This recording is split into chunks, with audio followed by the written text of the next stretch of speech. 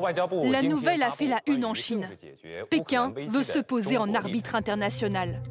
Propose un plan pour ramener la paix en Ukraine. Un document qui appelle à respecter la souveraineté de tous les pays, cesser les hostilités, avec des clauses qui visent directement les États-Unis et l'Occident, mettre fin aux sanctions unilatérales, renoncer à la mentalité de guerre froide. Nous sommes du côté de la paix et du dialogue. C'est le bon côté de l'histoire.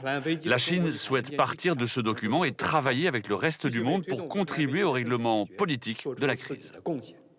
La Chine, faiseur de paix, le chef de l'OTAN se montre sceptique.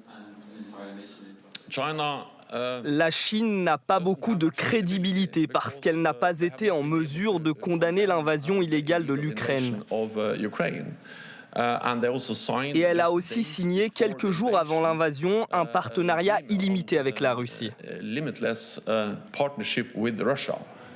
Pékin tente de prendre la main alors que les États-Unis l'accusent d'être sur le point de livrer des armes à la Russie, des drones plus précisément. La Chine nie fermement ces allégations. Depuis un an, elle manie l'art de ni condamner, ni reconnaître l'annexion de l'Ukraine par la Russie. Suffisamment proche du Kremlin pour avoir des accords énergétiques et financiers, suffisamment distante pour éviter de subir des sanctions occidentales.